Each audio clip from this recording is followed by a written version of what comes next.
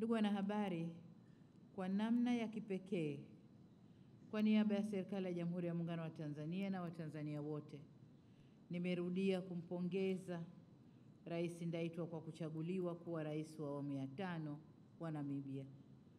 Mheshimiwa Rais ameandika historia kwa kuwa rais wa kwanza mwanamke wa Jamhuri ya Namibia na mwenyekiti wa kwanza mwanamke wa SWAPO tangu kuanzishwa kwa chama hicho mwaka 1960. Tunamtakia heri na baraka katika utekelezaji wa majukumu yake mapya ya urais. Hapa nataka niseme jambo kidogo kwamba safari ya dada yangu Mheshimiwa Rais Nandi Ndaitwa na safari yangu katika kufikia urais karibu zinafanana. Mwaka 1995 sote tulikuwa Beijing kwenye mkutano wa kutetea haki za wanawake. Mheshimiwa Rais akiwa rapporteur na mimi nikiwa ofisa wa kawaida niye kwenda kuzungumza na kusikiliza mambo ya utetezi wa haki za wanawake. Lakini kuanzia miaka ya 2005 mpaka 2010 somewhere hapo wote tulikuwa mawaziri wa utalii. Nakumbuka tulikutana na dada yangu Nandi Ndaitwa kule Netherlands kwenye mkutano mkuu wa utalii, lakini kila mmoja hamjui mwenziwe. Kuna picha za kumbukumbu zinaonesha, in some pictures anaonekana yuko pale na delegation kutoka Tanzania. Lakini pia katika safari zetu Mheshimiwa Nandi Ndaitwa amekuwa makamu wa rais kabla kuwa rais, na mimi pia nilikuwa makamu wa rais kabla kuwa rais. Lakini sote wawili tumekuwa wenye viti wa vyama vyetu wa kwanza wanawake toka vyama vyetu kuundwa. Kwa hiyo nimekutana na mtu ambaye nafanana naye sana kwenye safari yetu ya maisha hadi hapa tulipofika. Nimuombe Mwenyezi Mungu atupe umri mrefu tuendelee kulitumikia bara letu Afrika, lakini na nchi zetu pia. Lakini ndugu waandishi wa habari, katika mazungumzo yetu nimemshukuru tena Mheshimiwa Rais kwa kunipa heshima ya kushiriki na kuhutubia katika hafla ya kuapishwa kwake iliyoambatana na maadhimisho ya miaka 35 ya uhuru wa Jamhuri ya Namibia mwezi Machi mwaka huu. Ni ishara nyingine ya dhamira yake ya dhati ya kukuza uhusiano baina ya nchi zetu mbili. Katika maeneo ya ushirikiano, ndugu wanahabari, muda mfupi uliopita tumefanya mazungumzo na Mheshimiwa Rais na timu yake. Nilimweleza furaha yangu kwa tuna uhusiano mzuri na wa muda mrefu na wa kihistoria ulioanzishwa na waasisi wa mataifa yetu mawili, hayati baba wa taifa Mwalimu Julius Kambarage Nyerere, lakini kwa upande wa Namibia hayati baba wa taifa Dr. Sam Nujoma. Uhusiano huu umeendelea kuimarika siku hadi siku na hadi tulivyofikia hapa leo. Katika mazungumzo yetu sote kwa pamoja tumeeleza dhamira ya kuenzi, kuendeleza na kukuza uhusiano huu uliopo.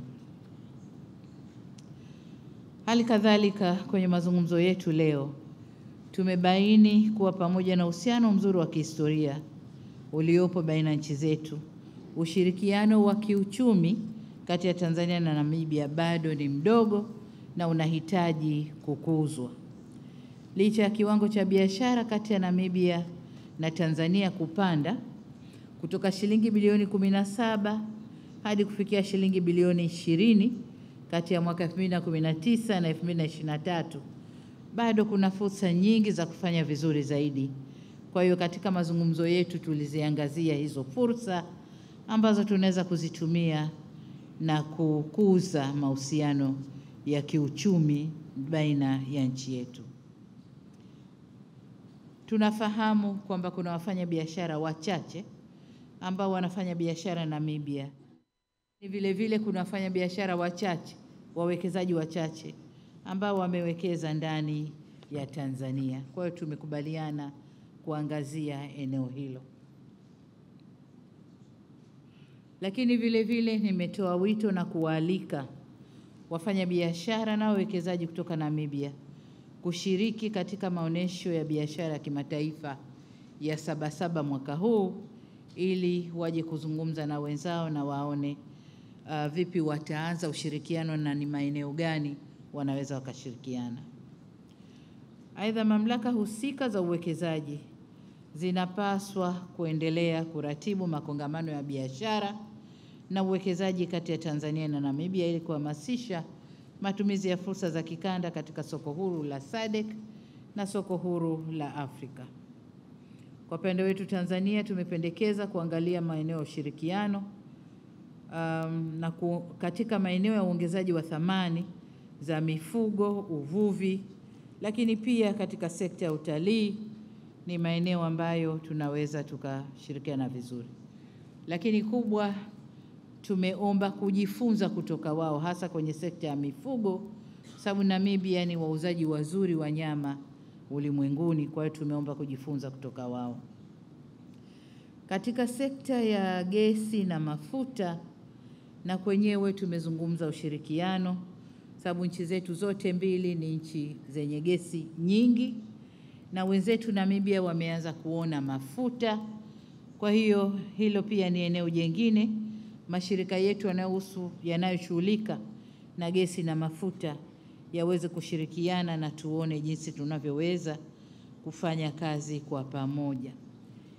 Eneo jingine tulilozungumza ni uchumi wa buluu. Hakika sekta hii ina utajiri mkubwa katika kukuza uchumi ili kukabiliana na changamoto ya ukosefu wa ajira. Namibia ni moja ya nchi ya mfano barani Afrika inayoelezwa kuwa na matumizi bora ya utawala wa rasilimali za bahari, best practice in the utilization and governance of ocean resources. Hivyo nimemweleza Mheshimiwa Rais Nandi Ndaitwa kwa Tanzania ingependa kupata uzoefu kutoka Namibia katika eneo hilo la matumizi endelevu ya rasilimali za baharini. Lakini kwa upande mwingine tumezungumzia masuala ya utamaduni, na kama mnavyofahamu, lugha ni kiungo muhimu sana cha watu. Lugha zinaunganisha watu vizuri, na tulikumbushana kwamba tulitumia Kiswahili wakati wa mapambano ya kutafuta uhuru. Sasa tuendelee kutumia Kiswahili kuunganisha watu wetu katika kuleta uhuru wa uchumi au maendeleo ya kiuchumi. Lakini linalotutia moyo ni kwamba kule Namibia, chuo kikuu huria cha Tanzania na chuo kimoja pale Namibia wamekubaliana kuanza chuo kinaitwa chuo cha Triumphant cha Namibia. Tumekubaliana kuanza kufundisha Kiswahili kupitia chuo hicho. Kwa hiyo kwa upande mwingine tumekubaliana kwamba na wenyewe waangalie uwezekano wa kukikuza Kiswahili, kwa sababu kwa sasa hivi Kiswahili kinatumika ndani ya Afrika Mashariki, ndani ya eneo la kusini mwa Afrika kwenye jumuiya zetu, lakini pia kwenye Umoja wa Afrika, na vile vile kimepata kutambuliwa na Umoja wa Mataifa. Kwa ni lugha ambayo hatuna budi kuikuza na kuitumia ipasavyo. Ndugu wanahabari, kwa upande wa kikanda na kimataifa, mbali na kukuza ushirikiano kupitia SADC, Umoja wa Afrika na Umoja wa Mataifa, tumeangalia eneo ambalo ni muhimu kwetu sote, masuala ya kukabiliana na mabadiliko ya tabia nchi, kwa sababu tumeona kwamba maeneo yetu haya tunapata aidha mvua nyingi, tunapata mafuriko, au jua kali na tunapata ukame. Kwa tumekubaliana kuangalia tushirikiane kwenye sekta zitakazotupa usalama wa chakula ndani ya nchi zetu.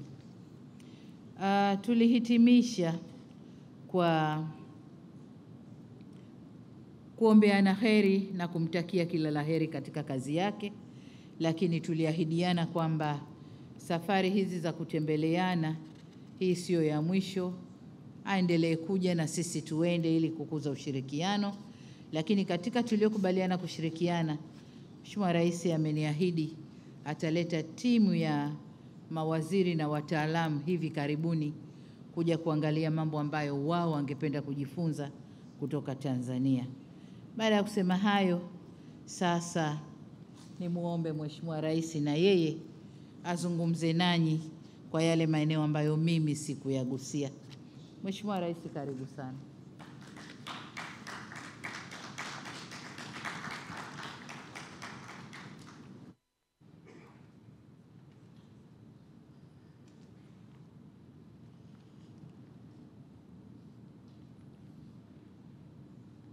Asante sana. Ndugu Rais, for the floor. President Samia Suluhu Hassan has clearly summarize our discussions.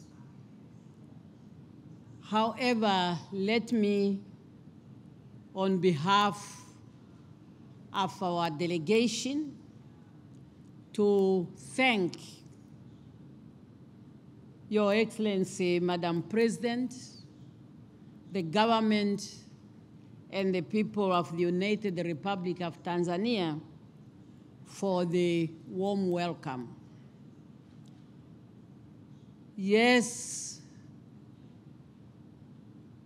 this is my introductory visit after I have been inaugurated as the 5th President of the Republic of Namibia.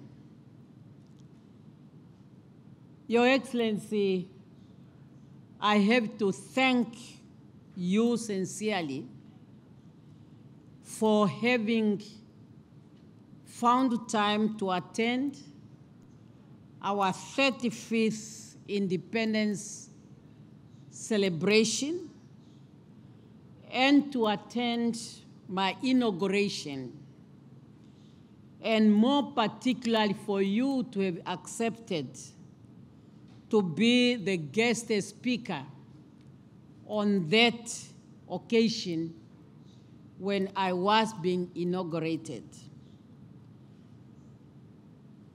Looking back to the history of Namibia and Tanzania and what Tanzania has done for Southern Africa and Africa as a whole, to be in the forefront for the struggle for independence by hosting the OAU Liberation Coordinating Committee, a body that had a special task not only to support liberation movements politically, but militarily.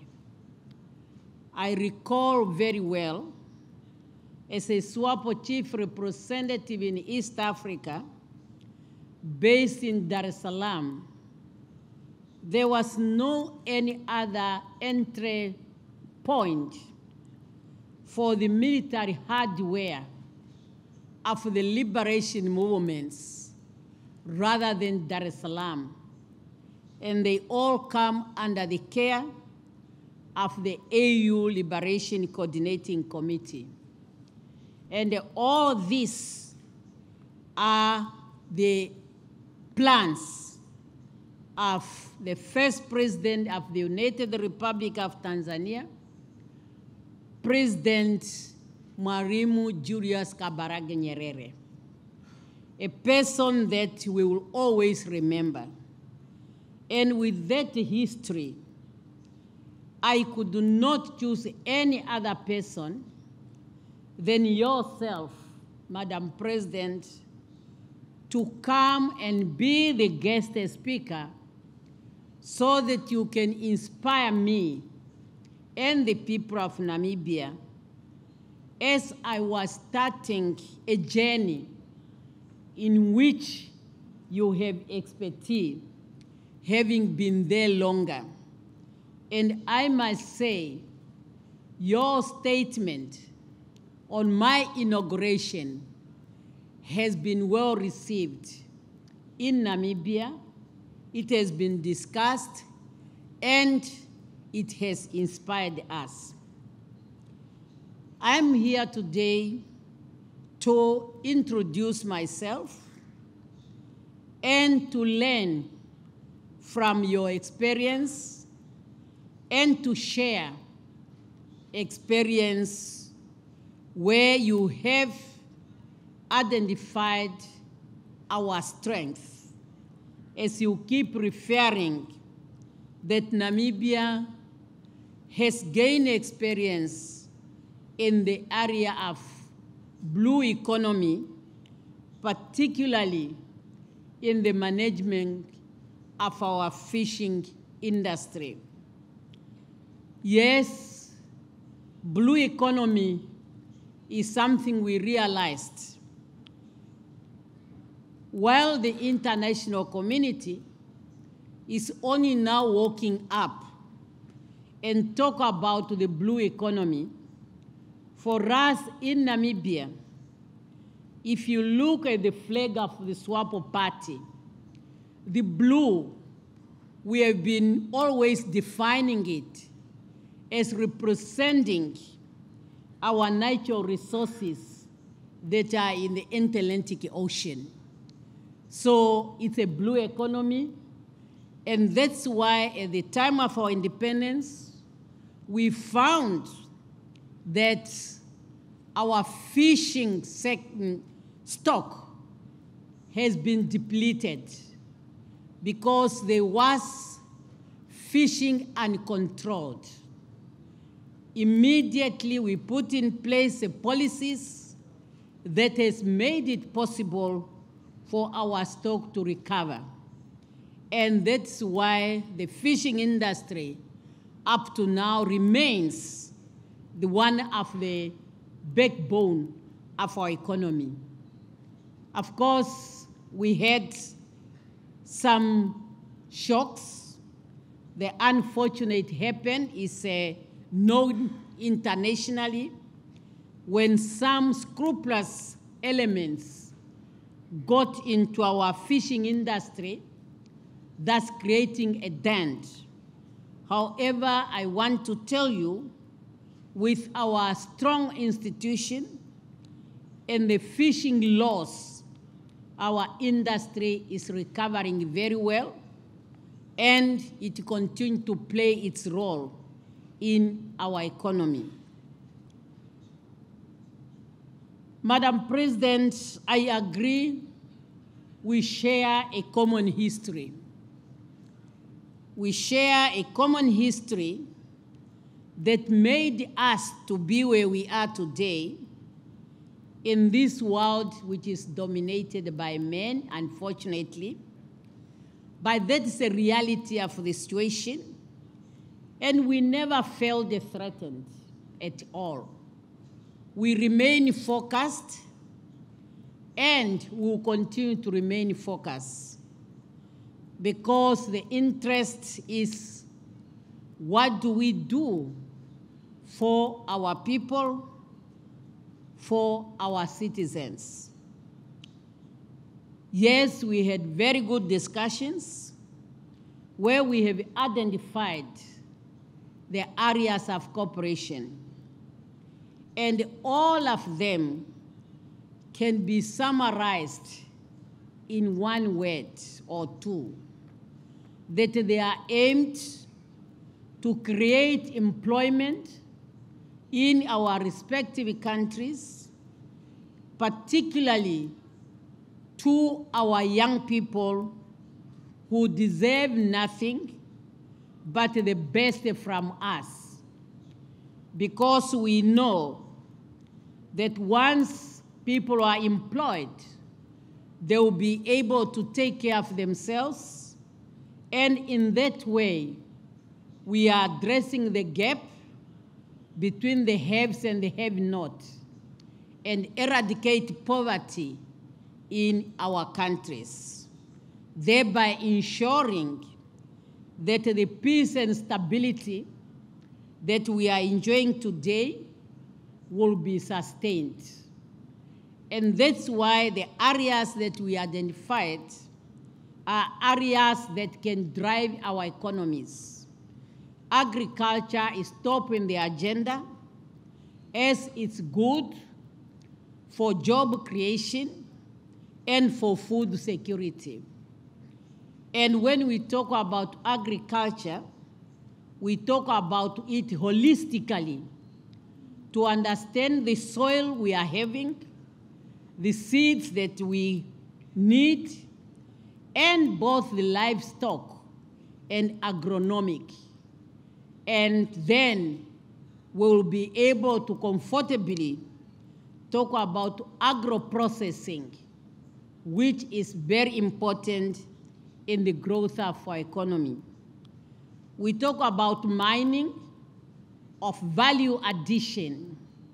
We cannot continue as a country and continent whereby we send our resources to be processed in other countries, which means we are importing jobs of our young people. And that's why value addition and value chain are the things that we have to look seriously, particularly that we produce more or less the same goods. For example, both Namibia and Tanzania are known as cattle countries. You have a lot of cattle here, and we also have ours. We can discuss and see how we can have value chain in those sectors where we are producing the same. If other continents have done it, why Africa cannot do so? We always also agree to share information on ensuring energy, because in the SADC region, there is energy deficit. And we agree to look at all the mixed energy which is available, the well-known conventional energy, the renewable energy, and of course, both of our countries are producers of uranium. Namibia in particular, we are third uranium producers in the world. And there's no reason why we cannot talk about nuclear energy. If other countries in the world are using it, why can't we use it? It's reliable and it's more strong and will enable us to have enough energy in our region. Yes, Madam President, we have agreed that our private sector have to play a role as we are developing trade corridors, like in the case of Namibia, Trans-Kalahari, Trans-Caprivi, and of course Tazara on this side. Who are the people to use them is our business sector. We have agreed we want to see big business activities by the Namibians and Tanzanian business people in our respective countries. Currently, there are small businesses that are going on, which we recognize, but we would want to see at least even one big business by Tanzanian business people in Namibia and vice versa. And then in that way, we know that we are driving our economy in order to serve all our people. Your Excellency, you have really said all what we have discussed. And I just want to confirm, yes, I have agreed. You have agreed when I proposed that very soon I will send our ministers responsible for trade and the minister responsible for industries to come back so that they can look at the programs that are going on here. And of course, we will also sensitize the Namibian business people to take part in the Sabasaba. It's a very important and very big activities. And for Tanzania, the business is here, the market is here because of the population. So we will sensitize them to come. And it's my hope that something tangible will come out.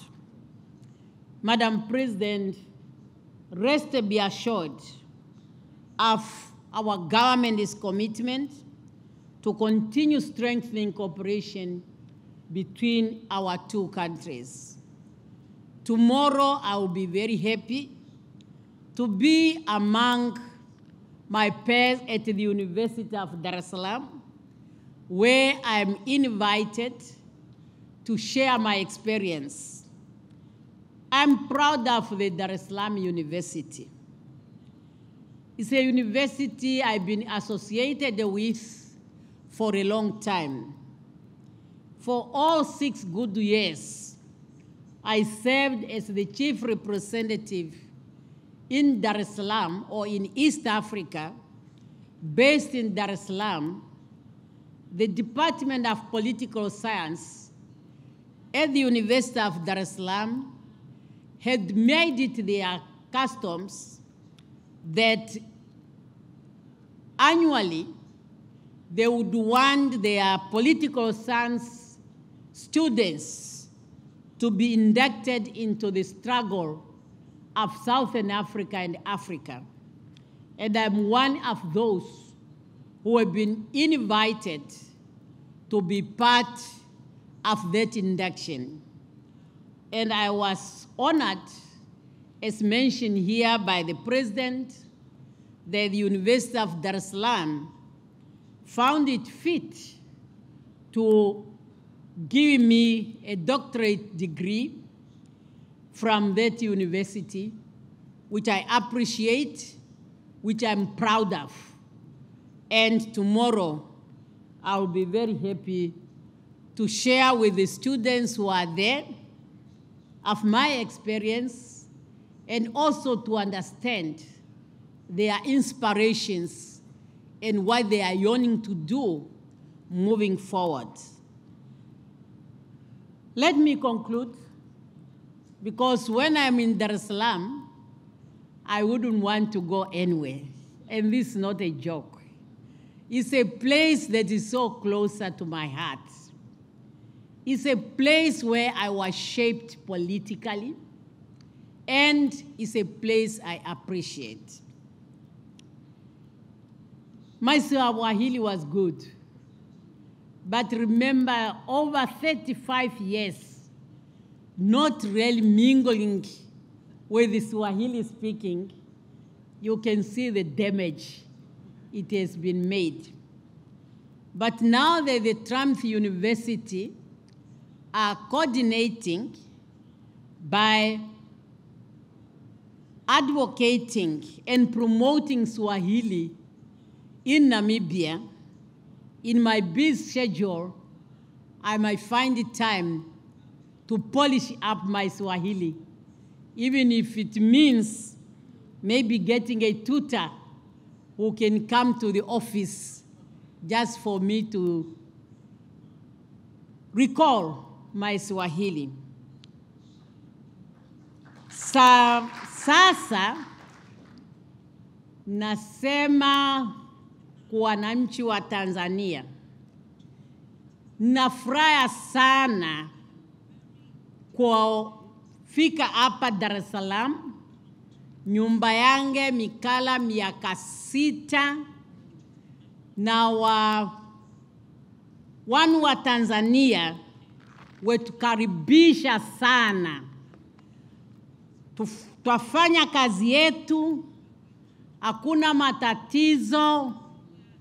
We tuliko kama watu wa mama umu. Asanteni sana. Next time it will be better.